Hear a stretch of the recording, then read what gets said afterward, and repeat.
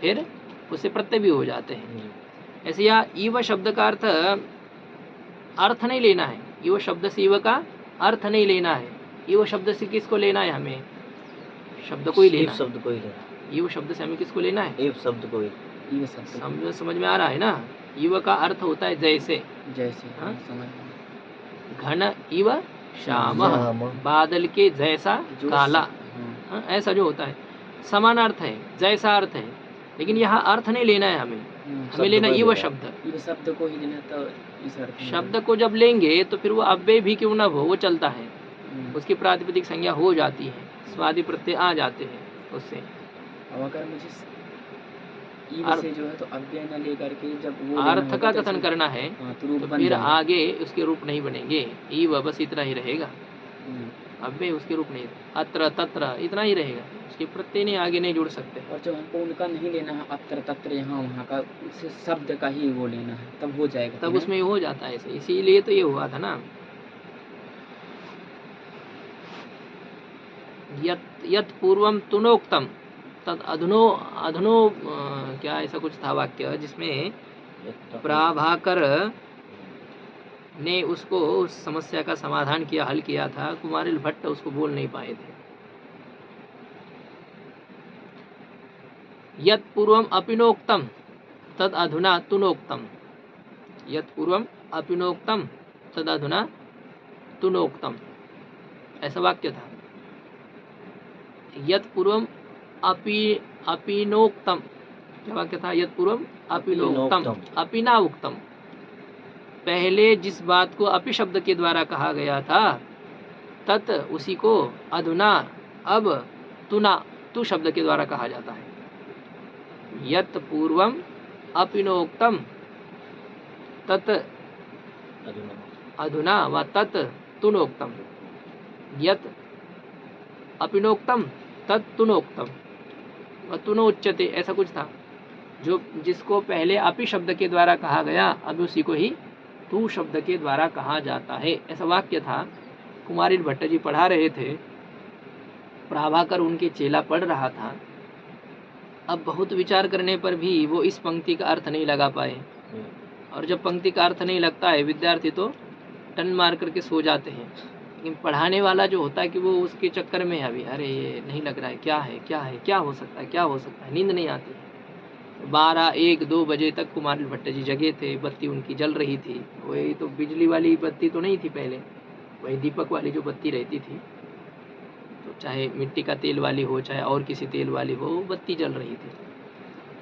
और प्राभाकर सो गया था, चेला है ना, चेले को क्या है, सो जाए चेला तो सो गया। और लघु शंका लगी रात में, उठा लघु शंका करके आया, देखा तो गुरुजी का दीपक जल रहा है। गुरुजी अभी तक कैसे जग रहे हैं, दीपक जल रहा है इसका मतलब जग रहे हैं, क्योंकि रात भर कौन दीपक जलाएगा, इतना तेल कहाँ से है। तो उसने जा करके देखा तो गुरुजी तो लगे थे उसमें। अब छाया पड़ी तो गुरुजी ने देखा कौन है, तो कहा गुरुजी, अरे प्राभाकर तुम क्यों आए? गुरुजी आप जगे हैं। क्यों जगे हैं? बोले अब क्या करे, वो जो पंक्ति थी पाठ की वो लग नहीं रही है, बहुत प्रकार से मैंने प्रयास किया लेकिन उस पंक्ति का अर्थ मुझे नहीं लग रहा है। उसने कहा गुरुजी ये क्या है, बहुत सीधी पंक्ति है, उसमें क्या है? यत पूर्वम अपिनोक्तम, जिसको पहले अपि शब्द के द्वारा कहा गया, अपिना उक्तम, अपि शब्देन उक्तम, जिसको पहले अपि शब्द के द्वारा कहा गया, तत् अधुना तुनोक्तम, उसी को ही अब तू शब्द के द्वारा कहा गया। तुना उक्तम, अपिना उक्तम। अब कुमारिल भट्ट की ये दिमाग ही नहीं जा रहा था, यहाँ पर अपि शब्द के द्वारा भी, अपि शब्द से विभक्ति हो रही हो, तू शब्द से विभक्ति हो रही हो, क्योंकि दोनों अव्यय हैं, उनकी बुद्धि नहीं जा रही थी। प्राभाकर ने वो जब लगाया और वो सटीक लग गया तो कुमारिल भट्ट जी बहुत खुश हो गए। बेटा गुरु तो मैं हूँ, लेकिन अब ये तो इस समस्या का समाधान तुमने किया है मेरे, इसलिए तुम ही मेरे गुरु हो, मैं तुम्हारा गुरु नहीं, तुम ही गुरु हो। तो ये जब कहा उन्होंने तो उनका ऐसे नाम ही हो गया गुरु। ये जो राजस्थान वाले कहते गुरु गुरु, या कहीं से आया पता नहीं है गुरु, यार गुरु गुरु जो होता है। तो ये गुरु जो है ये चेला को भी वो मतलब अपने से जो है समान वयस्क का समान वाले अथवा कम वालों को भी गुरु कह सकते हैं। प्राभाकर ने अपने चेले को गुरु कहा था। गुरु गुरु मत, ऐसा ही हो गया वहाँ से। ज्यादा बोलते हैं। हाँ, जो है करते हैं जो जैसा है। इवेन समासः, अब यहाँ पर देखो, इव शब्द के साथ समास हो, इव शब्द के साथ समास हो, किसका समास हो? वागर्थ सुबंत का, ऊपर से सुब का ये करना है, संबंध करना है, अनुवृत्ति लानी है। सुबंतम इवेन समस्यते, समास यानी समस्यते, सुबंत का इव के साथ समास किया जाता है, और विभक्ति अलोपश्च, और विभक्ति का लोप नहीं होता है। विभक्ति का अलोप, न लोप इति अलोपः, विभक्तीनाम अलोपः विभक्ति अलोपः, विभक्ति का लोप नहीं होता है, विभक्ति का लोप हो जाता है।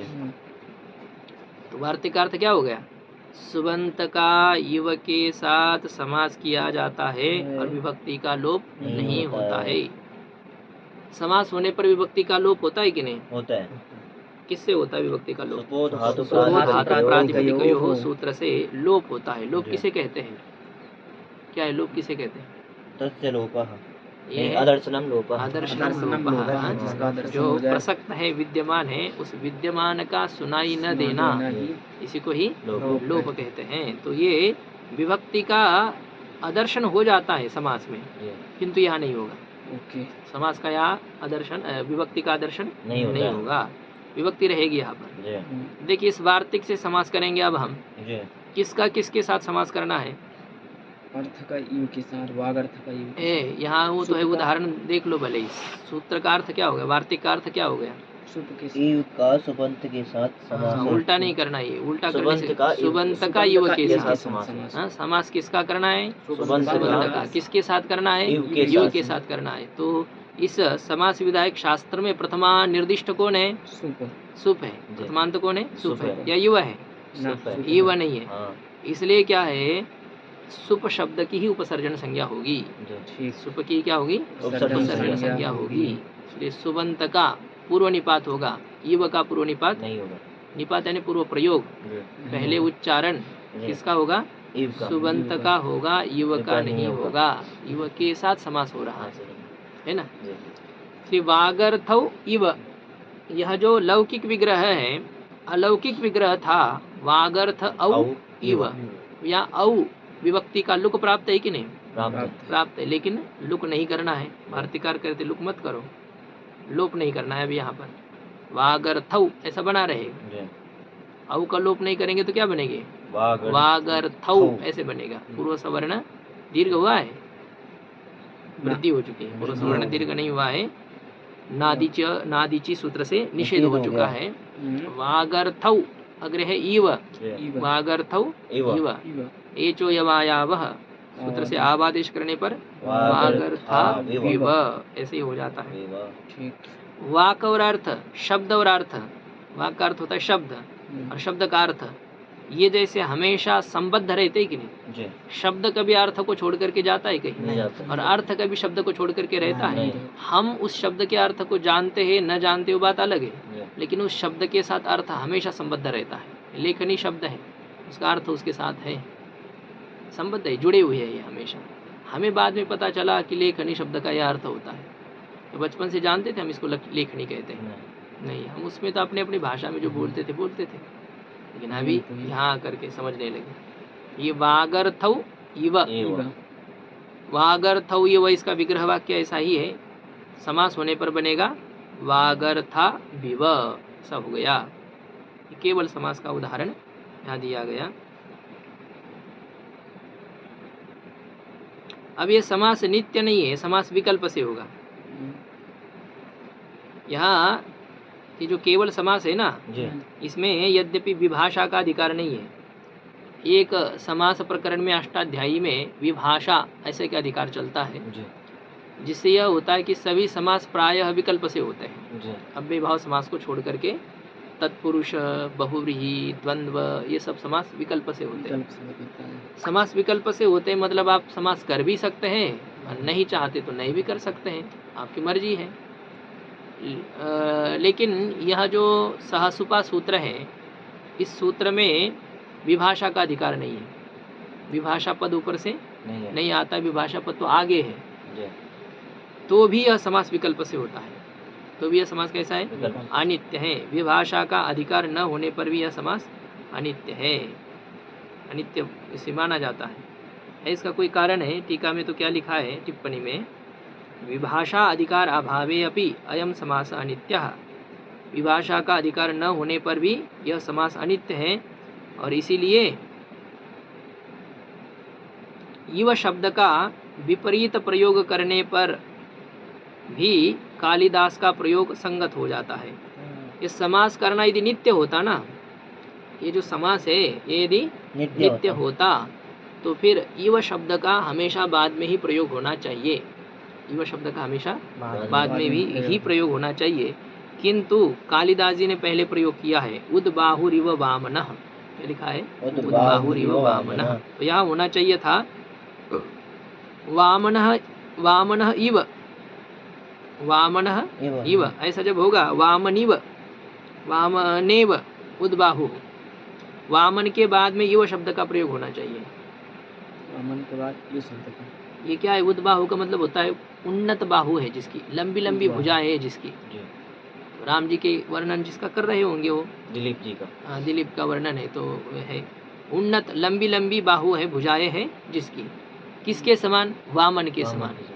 अब वामन शब्द का इव शब्द के साथ समास होगा, और वामन शब्द का यदि इव शब्द के साथ समास करते तो विभक्ति का आलोप कर देते। ठीक है, विभक्ति का आलोप करने पर ये होता है, ये वामन इव अलग रह जाता, वामन इव उद्बाहु।